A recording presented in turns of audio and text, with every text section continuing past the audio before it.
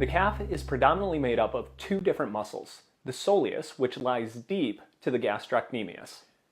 As you can see here, both muscles connect to the Achilles tendon that pulls on the back of the heel. The gastrocnemius also has two different heads that pass the knee joint to the back of the femur. The gastrocnemius and soleus both work to create plantar flexion, whereas the gastrocnemius also assists with knee flexion. Start sitting on the floor using a foam roller. Begin by placing your calves on the foam roller. Using the weight of your legs, flex and point the foot to create a better release. As you work up the calf, roll the knee outward and inward to get more of the lateral and medial gastrocnemius heads. Continue to work through that tissue for 7 to 10 repetitions on each part of the calf that is tender.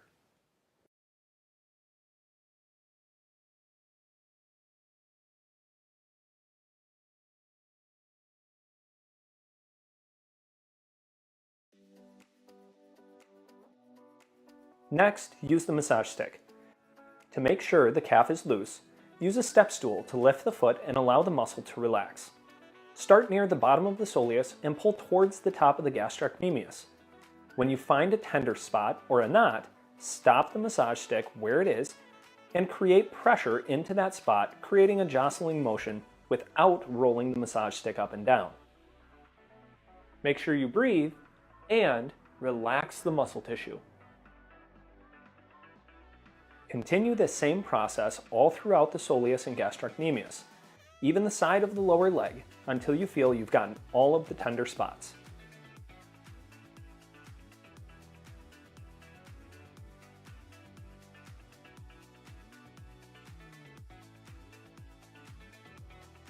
Be sure to use firm pressure as you roll the tissue.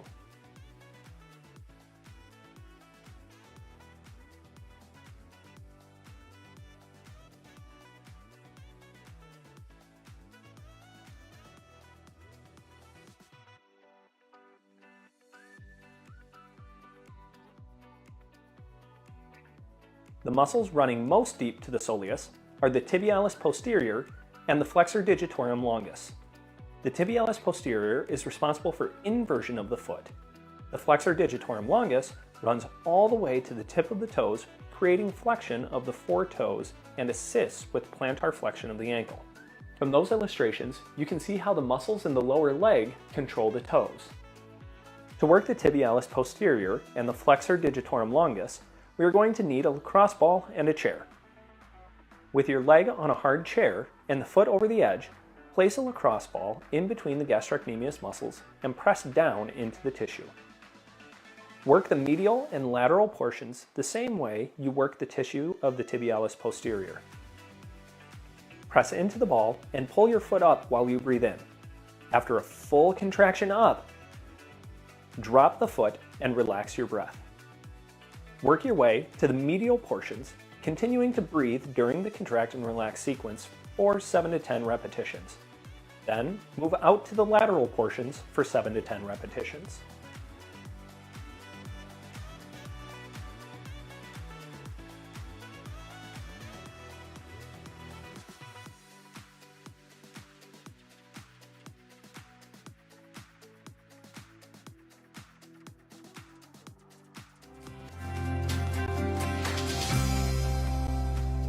For the foot, we're going to be looking at 4 different layers of muscle tissue. We'll begin with the most superficial ones. This initial layer is where we will focus first, with the bulk of our work being done on the flexor digitorum brevis. On the inside of the foot near the arch and heel is the abductor hallucis, and on the outside near the heel, the abductor digiti minimi. The second layer is made up of the quadratus plantae and the lumbricals. The lumbricals are intertwined with the tendons of the flexor digitorum longus.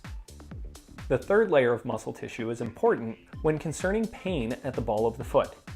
Here, the focus is on the flexor hallucis brevis, flexor digiti minimi brevis, adductor hallucis, the oblique head, and the transverse head. We're going to begin our work with a lacrosse ball right next to the wall. Place your foot beside the wall and start with the lacrosse ball near the front of the foot or the ball of the foot. Slowly press your foot over the ball, moving the ball towards the heel.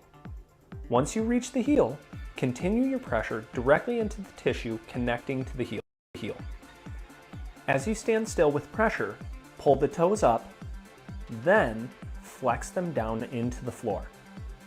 Continue this process for 2 to 3 rounds, then proceed to work on the ball of the foot, stopping incrementally to flex the toes and relax. This process should take anywhere from 2 to 3 minutes to work your way all back to the heel, stretching the fascia on the bottom of the foot.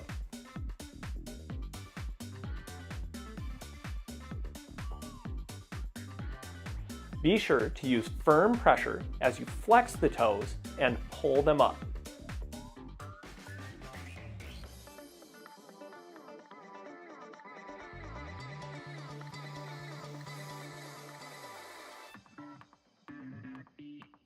Be sure to breathe and relax as you work the ball towards the heel.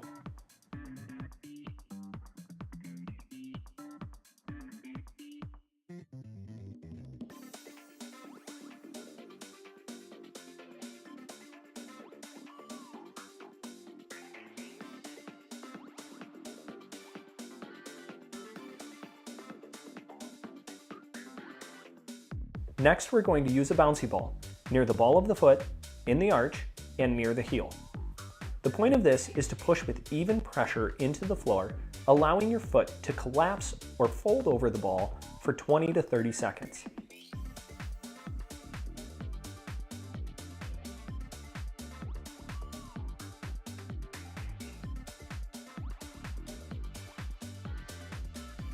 Then, lift your foot, move the ball to a new area, and begin to stand again with even pressure on both feet. Even pressure means do not lean away from the pressure, but keep the pressure on both feet for 20 to 30 seconds. Repeat this process 6 to 7 times all over your left and then right foot. You can work from the ball of the foot all the way towards the heel. Remember to relax and stand evenly on the ball. The final layer of muscle tissue is between the metatarsals, called the plantar interossei. These are small muscles, but powerful for squeezing the foot tight. Work each finger between each toe until you have reached the webbing.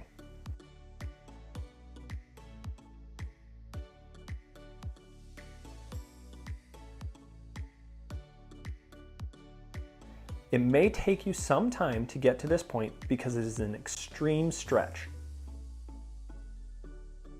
Regardless of how deep you get your fingers into your toes, create a squeeze on the ball of the foot, creating separation of the metatarsals. Begin to move the foot back and forth, creating a big stretch. You will continue this anywhere from 30 to 40 seconds.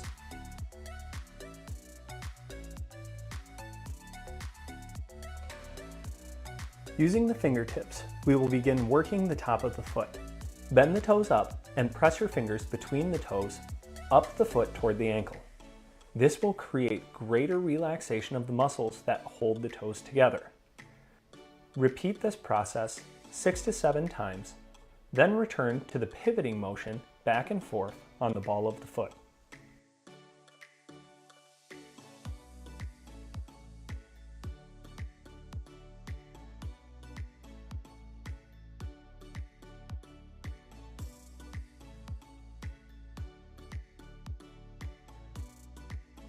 For pelvic tilt. Remember, as we do pelvic tilts, right, we want to create a Kegel. That's like you're cutting off going to the bathroom. And then think of Doritos under your low back and crush that Dorito.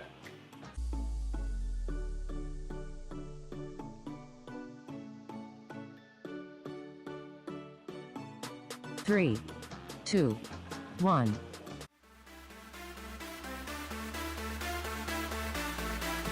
All right, solid pelvic tilts. Okay, so we're gonna be thinking crush the Dorito, or it helps to maybe think like a belt is under your back and you're trying to pull that belt out, but you wanna pin it to the floor with that low back.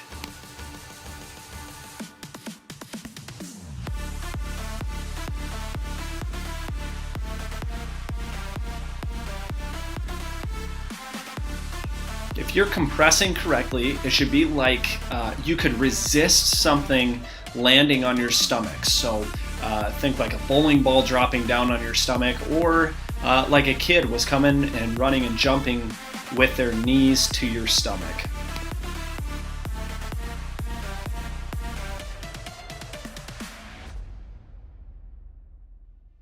Three, two, one. Okay, we're going to be doing a pelvic tilt with knee fallout. So I want you to brace your spine through that tight core compression, then one knee at a time. 2, 1. A lot of times what happens with the core here is it tries to roll with the knees as the knee goes out to the side. So remember, you're trying to brace your pelvis against the floor by creating such strong core compression.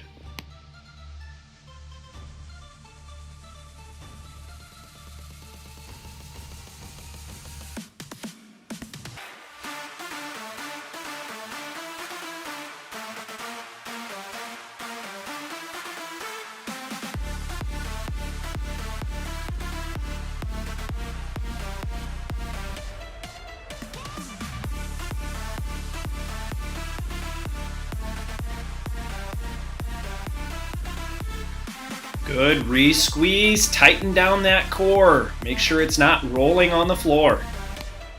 3, 2, 1.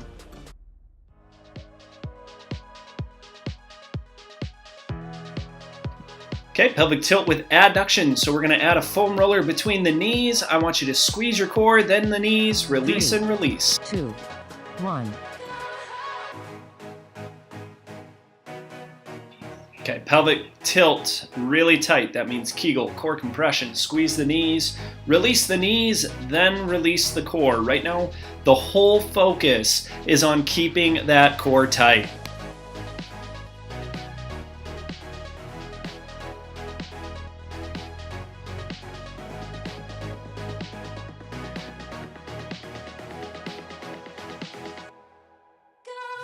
Okay, that's halfway. Remember, re-squeeze the core. Okay, everything should be very distinct.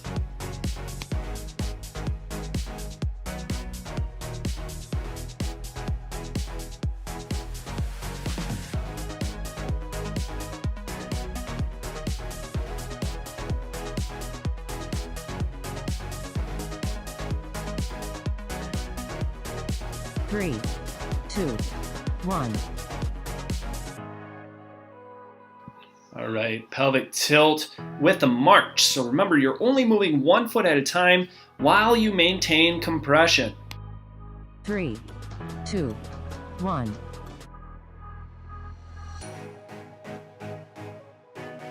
Okay, so those hip bones right up top there, they should not be shifting at all when you bring that knee up or back down. So make sure that spine stays flat on the ground. You're crushing that belt, holding it in place, okay? No shifting in the pelvis. Tight, tight squeeze.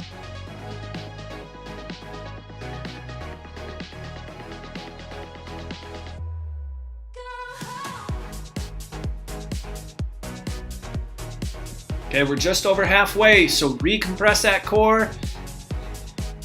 Almost always, if you think your core is tight enough, it's not. Squeeze harder.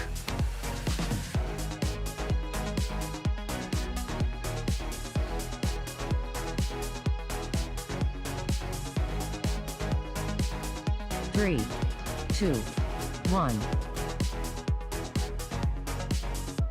All right, pelvic tilt and bridge. That means your spine should stay completely straight as you lift your hips off the ground and return 3, with that spine. 2, 1.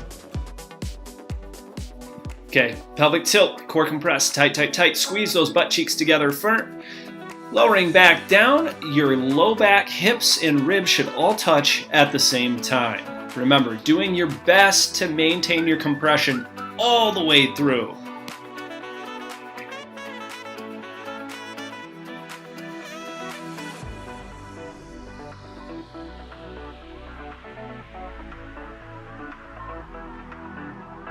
All right at halfway. Remember, re-squeeze, re-squeeze.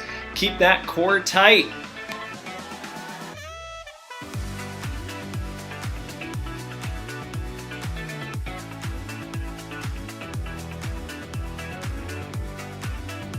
You really should be pinching the butt cheeks nice and firm together. 3, 2, 1.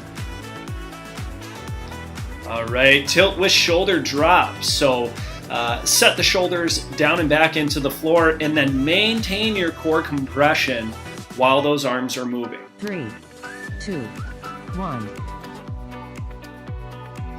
Okay, as the shoulder goes down, you're relaxing that whole shoulder joint. As you return, you're pulling the shoulder down and back out of the ears. So with every movement, it should be activating the lats down the side of your ribs. Firm compression.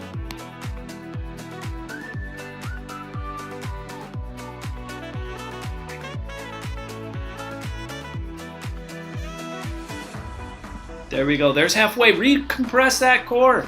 Really easy to forget it on this one as we get focused on those shoulders and how they're moving, but re-squeeze. Get it nice and tight.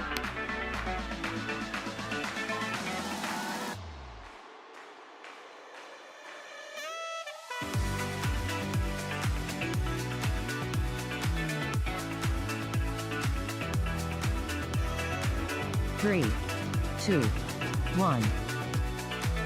Awesome. Now we're going to jump into the dead bugs. So compress that core. Imagine a box on your stomach. You want to bring your knees and your arms onto that box. 3, 2, 1. Okay, core compressed, nice and firm. Set those shoulders down and back, get them in place. Then we bring those knees up. You're going to maintain that position for the alternate arms, right? So left arm, right leg, right arm, left leg. Only extend the legs as far as your core can stay tight, okay? If you extend a leg and that low back peels right up off the floor, you're not holding your core tight enough, so squeeze harder.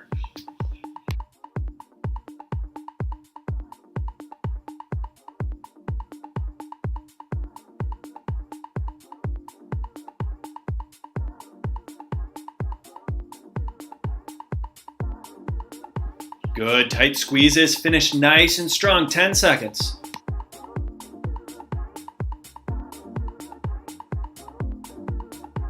Three, 2, 1. All right, nice long rest. So make sure you go ahead and get a drink, kind of take a little break here. But I do want you to think the second round, we're gonna try to take and get the core so tight we can start lifting some of the pressure off of the feet, okay? So that we're not gonna push our feet into the floor, but we aren't even gonna lift the feet off the floor either. It's just a tiny pull, knees towards the chest, okay? So remember that, light feet on round 2 here. 3, 2, 1. Right back to the pelvic tilts. Remember, keep the core compressed tight, tight, tight. Then pull some of the pressure off the feet. Release and release. 3, 2, 1.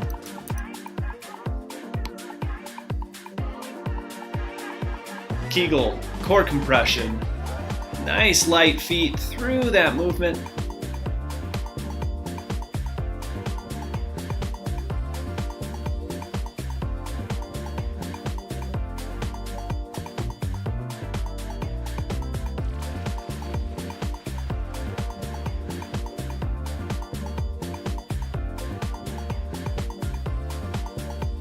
Awesome. Halfway through, recompress. Make sure you're getting all you possibly can out of that core with that little bit of lift on the feet.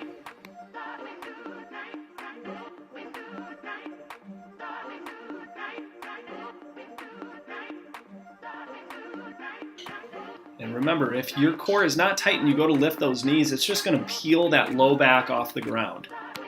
3, 2, 1. Okay, here we go. Pelvic tilt with knee fallout. So compress that core, one knee at a time out to the side. Make sure your pelvis doesn't roll. 3, 2, 1. Kegel, core compression, knee out to the side, as far as it can go through natural range of motion, and then bring it back up. We're not looking to touch the floor or anything like that. Right now it's all about core stability. So keep your brain connected to that core through the movement.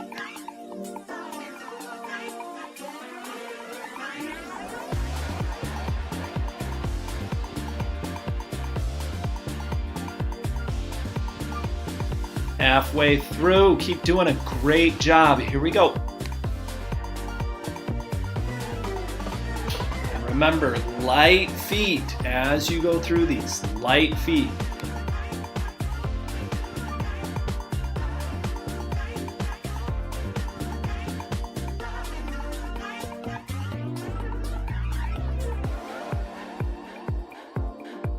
Three, two, one. Good. Okay, we're going to do some adductions here. So grab that foam roller, compress that core, squeeze the knees, release the core. 3, 2, 1. Okay, and through this movement, you want to, again, keep the feet really light on the floor. Core compression, feet are already really light. Squeeze the knees, release the core. Okay, very, very distinct through the entire movement.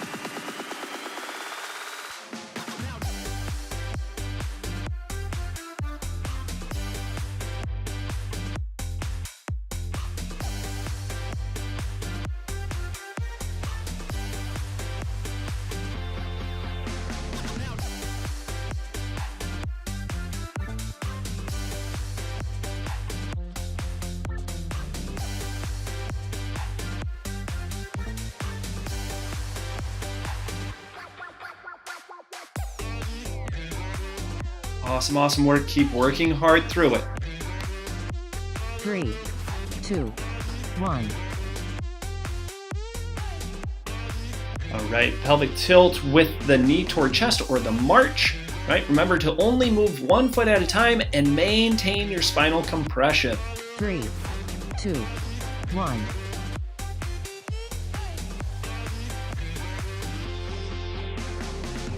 I like this one because a lot of our movement through the day is this movement in particular, right? Every time we pull the knee forward to take a step, every time we step up onto a ledge, this is hip flexion. So we want to learn how to compress the core through these hip movements so that way you can apply it all day long through every movement that you make. It's going to help brace your spine and increase the longevity of your spine as well because it's actually stabilizing the correct way. So keep working hard. It's worth it.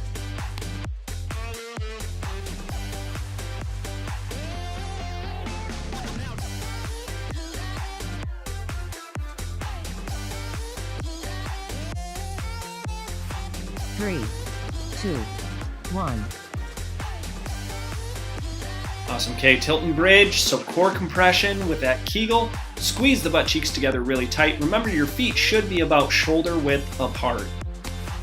3, 2, 1. Here we go. Kegel, core compression. Tight, tight, tight. Squeeze the butt cheeks to lift.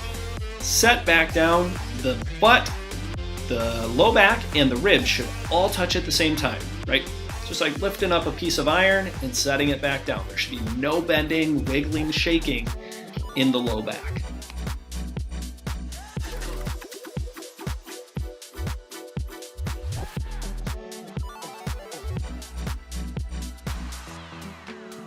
Halfway through, and if you can maintain that spinal compression throughout, you can just keep repping out these bridges. That's okay. But if you notice that your low back maybe isn't touching or your hips are touching before your ribs, something's shifting in the low back. So make sure you go and recompress that core through the movement.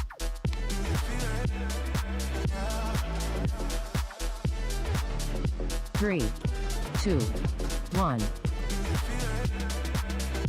Okay, now we're going to transition into those shoulder drops. So remember, pinch those shoulder blades down and back, down and back, down and back. Your shoulders basically should be trying to touch the floor. 3, 2, 1. Okay, core compress, Kegel, core compression, hold that tight. Remember, loosen the shoulder blade. That whole thing should move as the arm goes towards the floor. Then squeeze by generating all the force down under your armpit or shoulder blade, pulling the shoulder down and back. That's what's going to return your hand pointed up towards the ceiling.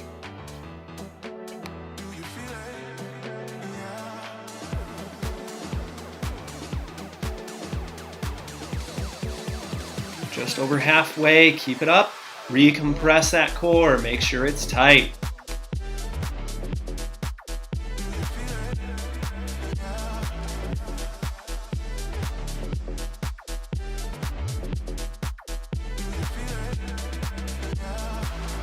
Nice work, you're almost done on this one. 3, 2, 1. Okay, we're going to transition into dead bugs or bird dogs. This time I'll show you the bird dog. The big thing is we're going to compress the core to stay tight through the whole movement. We don't want a cat or cow. 1.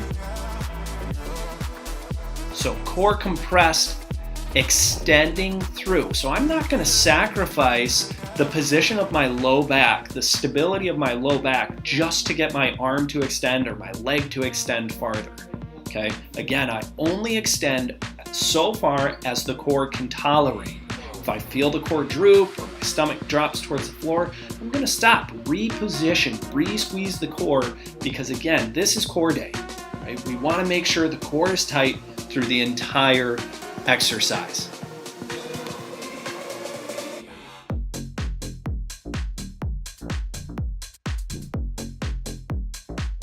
And same thing on those dead bugs. If you choose to do those, your back should be flat on the ground, compressed tight, tight, tight through the core.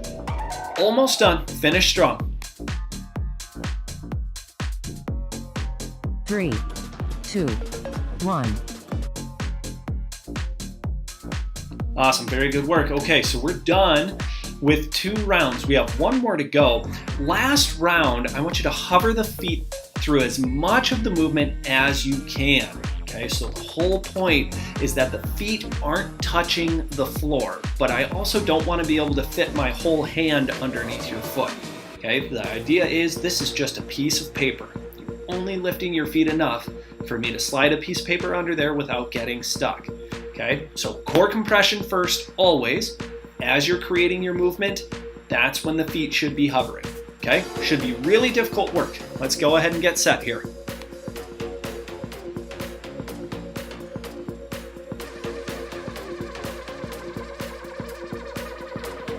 Last round, do your absolute best. 3, 2, 1.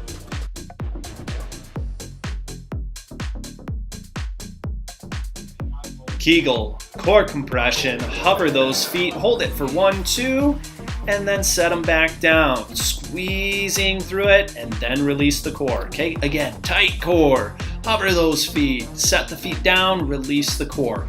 Keep going through it. Here we go.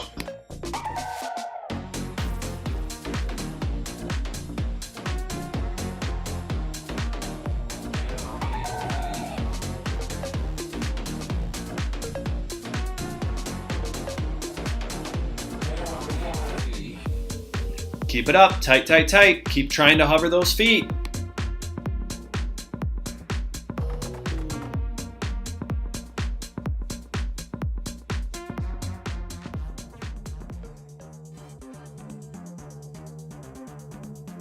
Three, 2, 1.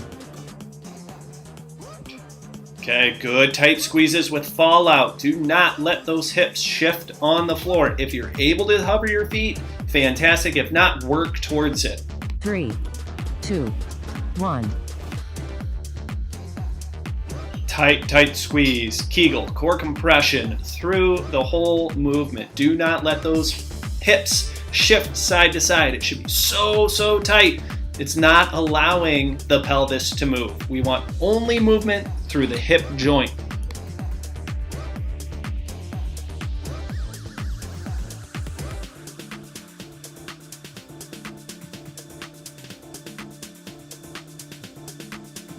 Halfway, keep it up, keep it up. Re-squeezing that core, making sure nothing else is moving other than that hip joint.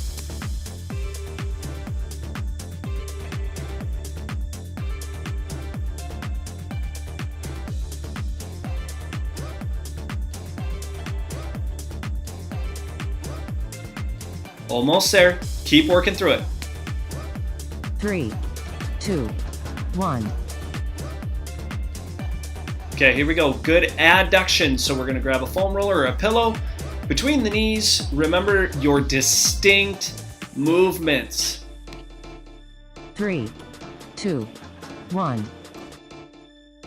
Kegel core compression. Squeeze those knees, hover those feet for 1, 2. Set the feet back down, release the knees, then release the core. Do it again, nice and tight. Don't let yourself get out with an easy one. Okay, they should all be challenging.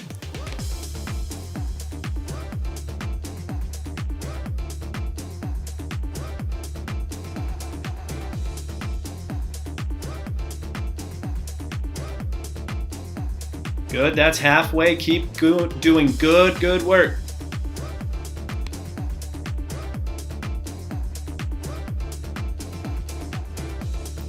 Very distinct.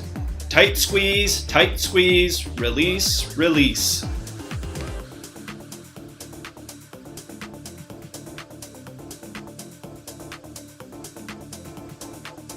Three, 2, 1. Awesome. Okay, go ahead and switch out to the next one. We're going to be doing that march. Kegel core compression. March those feet. Remember, try to hover and return to that hover. 3, 2, 1.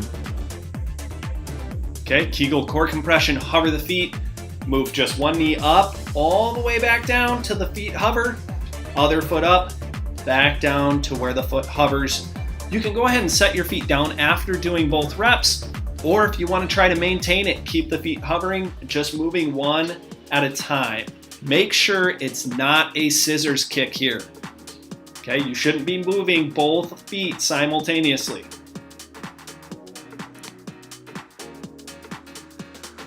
Just over halfway, keep it up. Let's go, let's go.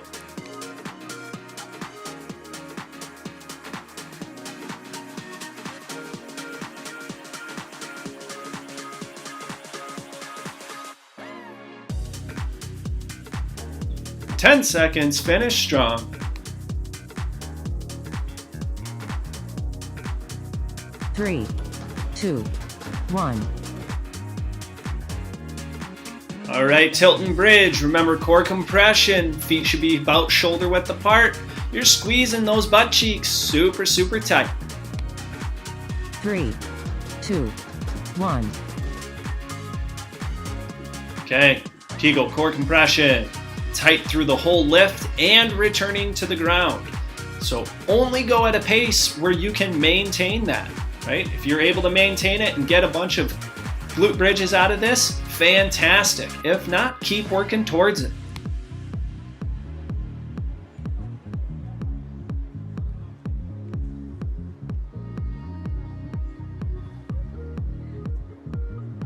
Halfway, keep it up. Recompress that core, squeezing nice and tight.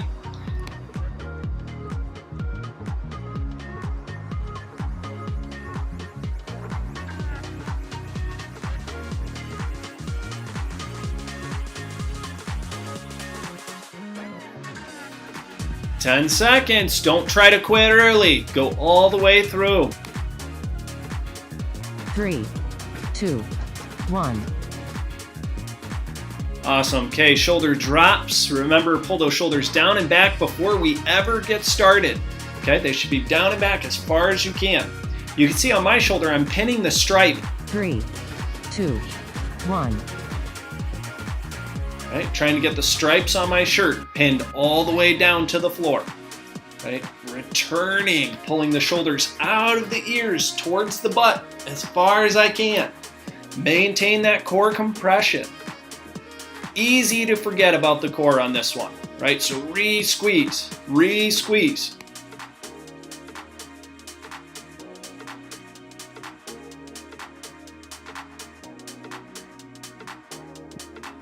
halfway. And we only have one more after this, so you do your best. Tight, tight squeeze. Come on.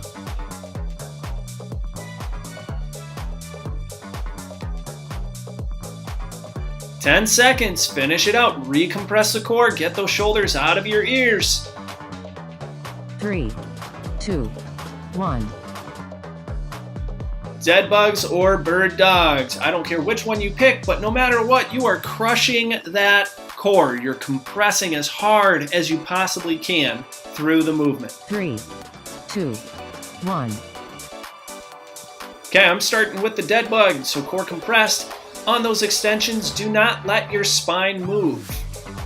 Kegel, core compression through the whole movement, doing the best you possibly can. The halfway point, I'm going to roll over and do some bird dogs here.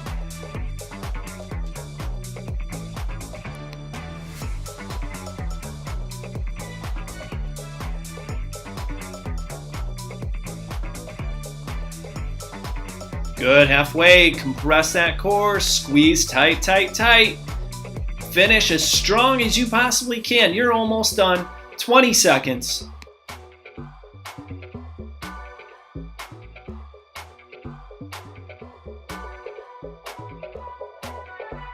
"10 seconds. You're doing awesome work. Finish strong. Don't let yourself quit early. All the way through. 3, 2, 1.